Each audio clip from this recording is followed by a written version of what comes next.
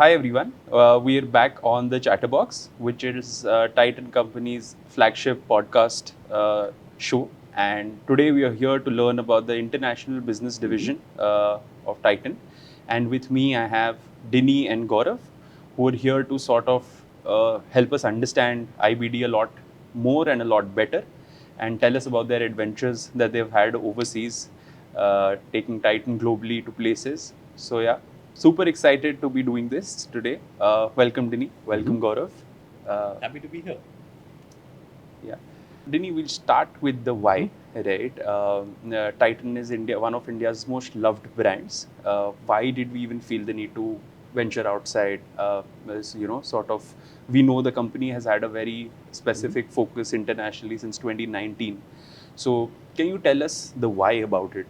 Sure. Thanks, Jeevant. And really speaking, the biggest reason is the opportunity that is the world.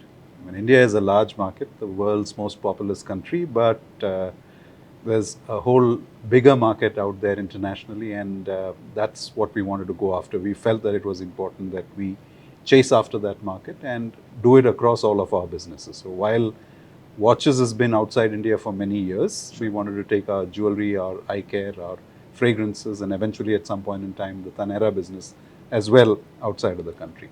Sure. So that's, and the opportunity is very, very large. It's really big and it's very, very large. The other thing is that, everybody talks about the India shining story. Yeah. And in the next 15 to 20 years, my bet is that India is going to be, or going to come back as the world's most significant economy. It used to be 300 years ago, India was the world's largest economy. And I think what we're going to see in our lifetimes is a full circle where the economy of the world comes back to depend on India as the biggest driver. And then you'd ask the question saying, if that's the case, why are we going outside India? Yeah. And that's really the interesting part, which is to say that as India grows and as Indian consumers enjoy bigger incomes, they will premiumize. They will want to look at international brands.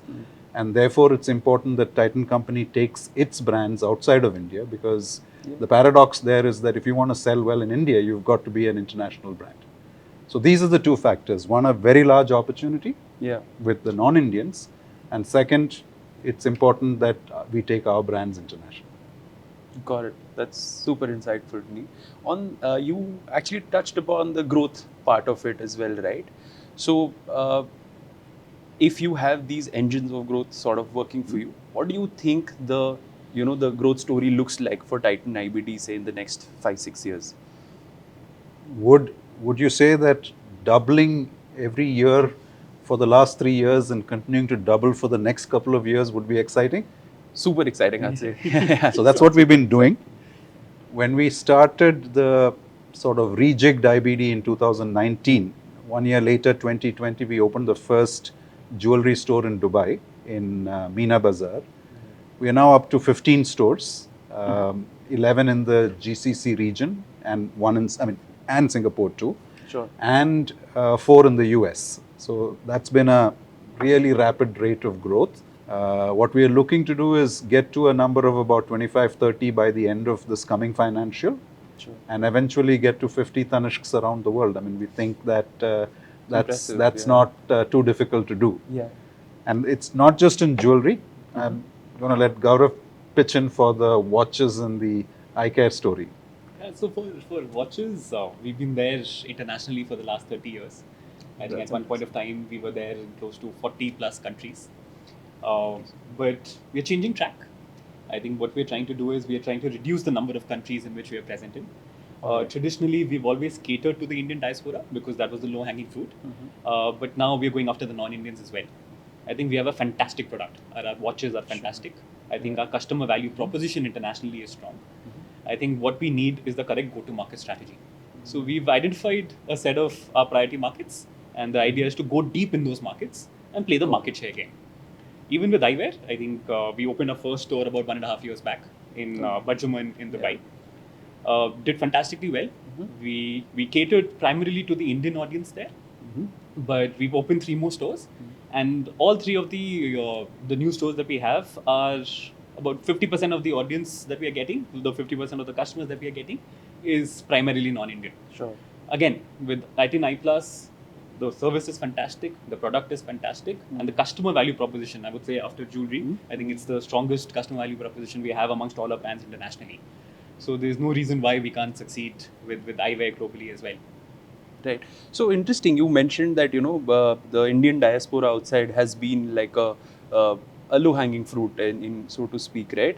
Do you think for a brand like Titan, the key cohort, the key segments would be the Indian diaspora, the NRIs, the PIOs, or is there a global acceptance also emerging that you see? There's definitely a global acceptance that is emerging. I think some of the conversations. I'm new to this division. It's been almost about a year now. But the conversations that we have with people who've been there for longer, when we would go to a lot of these first world countries, maybe speak to someone in the US or the UK or Australia, they would say, "Oh, maybe these watches are not for us." Sure. But very recently, as recent as a couple of months back, we were speaking to someone in Australia. Yeah. And that person says, "I can't survive without having Titan in my showroom." Because that's the strength of the brand, and that's the strength of the country. We spoke about India shining earlier. Yeah. I think India is definitely shining, Yeah. and I think everyone is slowly but surely waking up to that fact. A lot of supply chain is moving from China to India as well. Yeah. So yes, to the diaspora question, yes, that is a low-hanging fruit. But as you said, our products are world-class. We are the 5th largest watch manufacturer in the world for a reason. Yeah. And in watches, because I think it's different life stages amongst the 3 brands. So in watches, because we've been present there, I think we dominate within the Indian communities, whether it's in GCC, Sure. whether it's in SAR. But I think there's huge opportunity, say, in Southeast Asia. Yeah. I think we are a strong brand in Vietnam. We are a strong brand in Philippines. We are just going to enter into Indonesia, which is another huge market. Yeah. So it's a global brand, and I think a lot of global acceptance for our watches is there as well. And we have fantastic products. I think Stellar, which was a fantastic launch in the last quarter, it did very well in India, but it did fantastically well internationally as well. So we are sold out, and we were sold out within weeks, not months. So and with the product lineup that we have, we are premiumizing in India as well. Yeah. So a lot of our premium collections, the main line is getting very strong. Raga is a global women's brand, and even in wearables, I think there's been some fantastic, exciting launches that have happened in wearables. And probably we are the only watchmaker which is into both fashion analog and wearables, with fossil exiting as well. So I think we have a big advantage. And with eyewear as well, it's a need-based category. So you don't need to necessarily go after Indians. And like I said, the customer value proposition is very, very strong. Yeah. So we are very confident that probably in the next 2-3 years we'll have about 50 iPlus stores as well. Pretty impressive, actually. It puts a lot of things to perspective, right? And when somebody typically says that, oh, an Indian brand is going global, we think, okay, maybe sure they'll try US, UK, UAE, and maybe SAARC, right? But I think Southeast Asia emerging is a pretty insane growth story in itself. And as someone who handles the queries also online, like I know from so many corners of the world, be it Serbia, be it Canada, we're getting queries, and that sort of shows the pull of the brand. So yeah, it does put a lot of things to perspective. Yeah. So taking it a little bit away from business, right? Bringing it more to people. So let's say I am a young professional, and keep me aside, I've already joined IBD, but sure. If there is a young professional who's kind of wanting to sort of work in the international business, what is it that you would sort of advise them, your 2 cents on joining the international business? Yeah. First, I'd say, Jeevant, learn as many languages as possible. Yeah. You have Google Translate, but Yeah. you still need to Yeah. speak as many different I think we should languages. do a corporate tie with Duolingo. Yeah. We should. Yeah. Second is, I think, learn to accept diversity. Working outside of India, you have to deal with different people from different cultures, different foods, and it's important to be able to understand that not everybody works the way we do, right? And there are different styles. You hear about how Americans work, how the Japanese work. Yeah. So now I think that dimension of understanding how Middle Easterners work, how, say, people in Southeast Asia work, how people in the US work, and any company that's serious about going global, you got to figure out these nuances, pick up on that. The third, I would say, is be willing to explore, be willing to go out there and figure out things. I mean, Christopher Columbus didn't head out to discover America. He ended up there, right? So life in IBD is a bit like that. You start out to do something and you end up somewhere else. But there are many doors, and they open eventually. So you just have to persist with it. So if you're someone who likes a little bit of sense of adventure, you like a little bit of uncertainty, you're willing to learn a few new tricks, then certainly come to IBD. I think from the outside, it seems very glitzy, very glamorous. Sure. It is. But if you're coming only for the glitz and the glamour, then you're coming to the wrong place. I think the initial excitement of traveling and going to different countries, I think that weans out in less than 6 months. But if you have a mindset of an entrepreneur, if you're ready to deal with ambiguity, I think a lot of things that Diny also spoke about. Every day is a new challenge. Every country almost operates like a different business unit, because obviously the business is different, the commercial requirements are different, the compliances are different, the legal requirements are different, shipping requirements. The shipping requirements are different. Yeah. So yeah, and then I think a lot of us have a very myopic view of the world. Yeah. I think internationally it just broadens our horizons and truly gives us an outside-in perspective. Yeah. And yeah, if you want to understand different cultures, different people, and see the world from a different lens, I think international is the place to be. But why don't you tell us what has been your experience? I think you've been here for about a year as well. I think when you came in, I'm sure you had that glitz and glamour in mind. I did. But how's been your experience? So, to be honest, I'll pick up a couple of things that I absolutely did not see myself doing in an international stint, but I have ended up doing it a lot. So, one is reading government websites a lot. The requirements, the legal requirements, the shipping requirements, whatever. Understanding, nuances about shipping, about timelines, and I think timelines. I have never been more of a stickler for timelines than IBD, because if you miss a window, then you miss a season. It's like that. So it's very you have to be on point. You have to be very diligent. It's not like India where if you make a mistake, sure, you have 3 other routes. It's someone for I need to have a stronger eye for detail is what I have discovered in this stint. But the fun part has definitely, while after a point, all the flights and carrying the luggages and doing the road shows and everything does take a toll on you, but definitely it's a very exciting feeling when you're actually pitching Titan to the world. I think in my previous stint when I was working more in e-com, that sort of that pull, that I am doing something that's pretty insane, that pull was not there, and now when I do this on a global stage, yes, the pride is at a very different level. So I think those are 3 things that I never thought would happen, but here I am. One point I wanted to touch upon, right? You mentioned the diversity, the respect for diversity, and to understand those nuances culturally, how people are different. How important do you think is cultural intelligence for just expansion of business and in other areas where it trickles down, probably for IBD? Yeah. And you couldn't have said it better. Actually, more than intelligence, in an IBD kind of a role, you need a whole lot of emotional intelligence. And you need what you stated, cultural intelligence, the ability to understand people from a different culture who are not necessarily the way you are. And today in IBD, what is super exciting is we have about 13, I think now 15 nationalities of different people across, right, in our stores. And so learning to deal with them and learning to, for example, simple thing like when a bunch of Indians are together, you break into Hindi. But then you have an Emirati sitting there in that same, conversation, not able to follow what you're saying. On that, Diny, we spoke about watches and eyewear, but for jewellery and Tanishq in particular, how important is it for us to now start catering to the non-Indians as well? Because I think the priority, like you said, was to go after the Indian diaspora, because eventually our aim is to become the Tiffany of the East, right? So that's the other, say, cultural intelligence that you need to build, right? So one is in dealing with people within the Titan system and partners and others.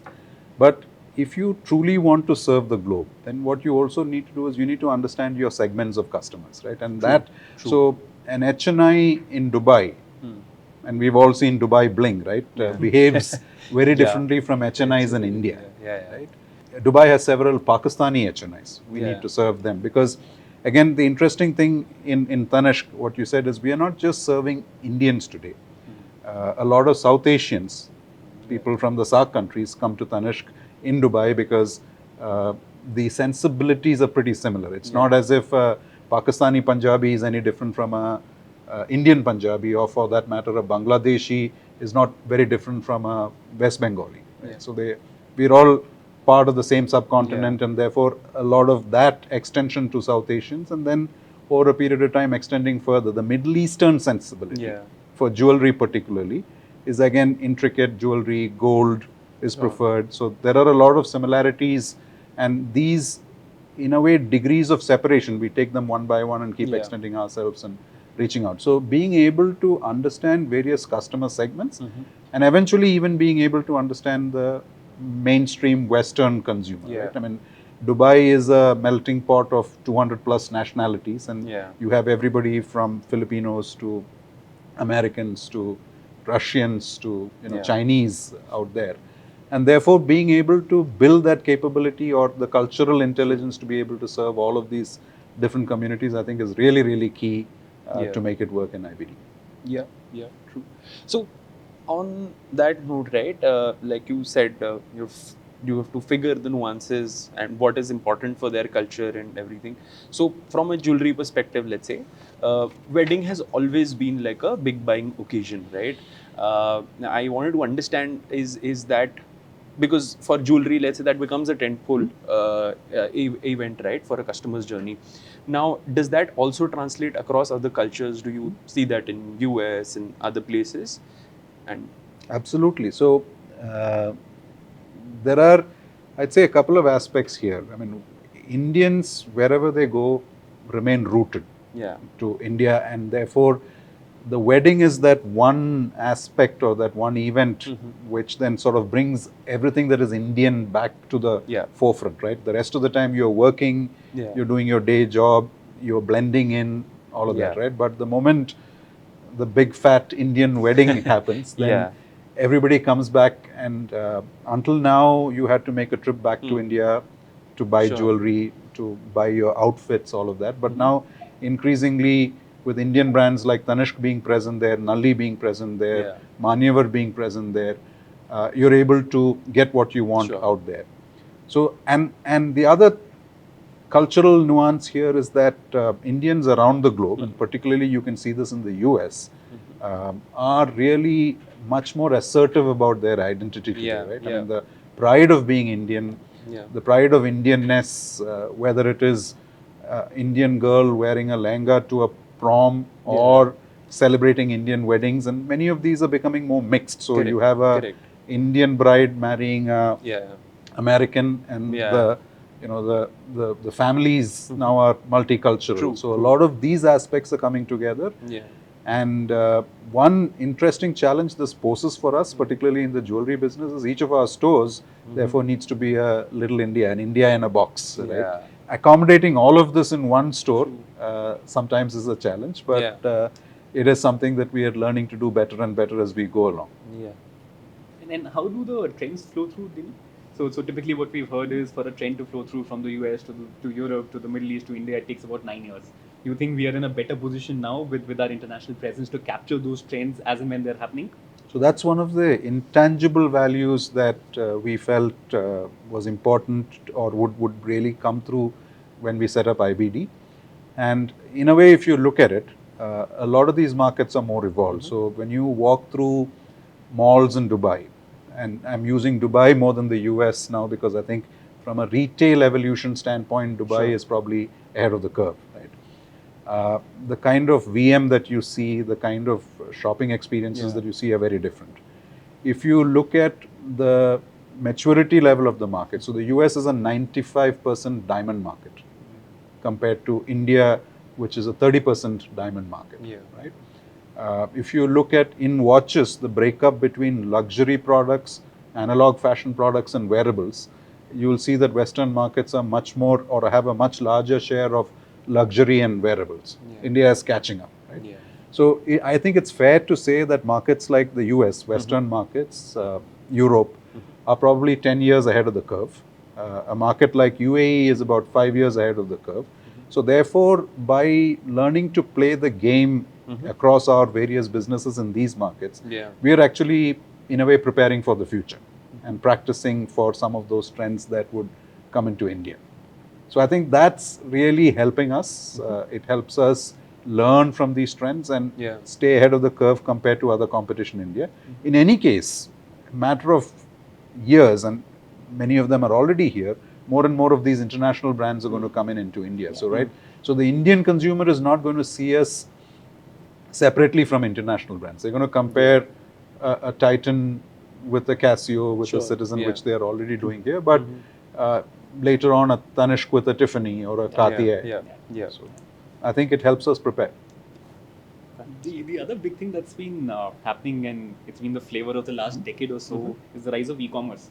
In fact, I was reading something today where the GMV of China's e-commerce is greater than the GMV of their retail stores. This year. Yeah. And then apparently India will reach that figure in 2040. Yeah. So the question is to you, Jeevant, on e-commerce and marketplaces. Yeah. What's the overall strategy and how important is it for watches and eyewear, and then of course jewelry as well? So I think it's a one-pager executive summary of what all you just described, right? So cultural nuances. So for example, if you pick the Southeast Asia region, you have platforms like Shopee, Lazada, sort of being very prominent there. And again, the cultural nuance of a double-digit sale day. So 11/11, 10/10, 9/9, right? So these are their peak sale days, and they enjoy spending on these days. But if you look at the SAARC region, you have Daraz Nepal, Daraz Bangladesh. It's one of the larger players there, and the way people shop and the prospecting that happens on these platforms is actually not price first; it is brand first. So that's very different from what we typically see in an Indian space. So this is the customer facing side of it that probably is different. The other side of it is, which is the e-com infra side, right? Because India has progressed so much in the past 10 years across e-commerce, right? We are probably the only country with the kind of market share that we have in quick commerce today than any other. And UAE is catching up with that now. Now you have noon minutes and things like that coming up, right? So the e-com infrastructure here has become so prominent that a lot of these services and these infrastructures have sort of become into B2B SaaS tools and are being plugged and played across the Middle East, across Southeast Asia. So yeah, that's another very different dimension to e-commerce that is sort of coming in. You have players like ClickPost, Unicommerce, who are now having prominent UAE operations. So it's a very exciting time from an e-commerce perspective. Please. Let me ask you something about this whole e-commerce space. I mean, online sales is what it is. It will continue to grow. The share of online will continue to grow. How do you see the role of discovery online and between marketplaces, the brand site? How do you see the roles playing out? And also, I'll just throw in one more thing. Do you see the emergence of specialty marketplaces? I mean, in a way relevant to our categories. How do you see these trends playing out globally, and how can we take advantage of some of this? And then just to add to that before you respond, where does Amazon fit into the whole thing for us? So I'll take it step by step. And probably a different perspective to look at how all of these will play out is if we tie the dots back to the customer. So I think, Diny, you were mentioning, right, the customer is now proud to be Indian, right? So if you look at the larger trend that's happening there, customers, the individuality of a customer is growing stronger each day. So if I like watches now, I will want to know what is the best watch that is available across function, across form, across style, design in my price point, right? So the specialty marketplaces have started emerging because of this individualism of customers sort of growing in these categories, right? They want to know more about a product. It's not just a transactional sale. Okay, oh, it'll look nice on my wrist, right? It's a lot more to that, even with jewelry. And on top of that, now if you go to a Reddit, so there's a thread called Our Watches, right? You go to the thread, people actually ask questions about movements that even a sales guy like me may not know, and I am reading up on it, right? There are an insane amount of podcasts that are there just about watch movements. How do you clean a watch? I did not know that. So customers are now, the first purchase probably typically happens on a marketplace, but if they like that category and if that category gives them that delightful moment, then they start moving into specialized specialized e-commerce sellers or portals to sort of do this, and then they indulge in discovery. To your point, they really want to be like a key opinion leader in knowing everything about that particular space. So that is how this kind of plays out. So yes, how does Amazon fit in? Probably it's, in my opinion, the first purchase happens on something like an Amazon, and then gradually it moves into a more specialty kind of section or a segment. So can Indian brands like us get discovered on Amazon globally? Yeah, of course. Why not? I mean, for sure. While there is this individuality that is growing, there is also an impulsivity that is growing, right? So Prime 2-day delivery, 1-day delivery is a very sweet promise for an impatient customer like myself and others out there, right? So definitely there is a scope of discovery and like a first purchase happening there, and probably then going into a specialty store. Yeah. So one last question I had from the both of you, right? Let's say, think of a time machine. You're in a time machine. You're meeting yourself who's just about to start your stint, right? What is the one advice you would give yourself before your day one at IBD, right? Be ready to unlearn.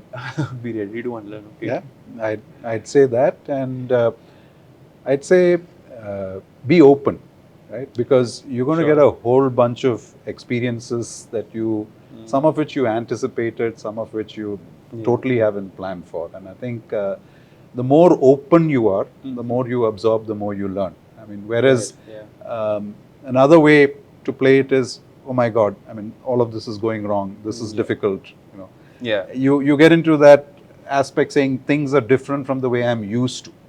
And things will be different from the way you're used to. So I would say that's the perspective that if anybody in IBD or any Indian who aspires to be a global Indian has to sort of keep in mind. Yeah. What would you say?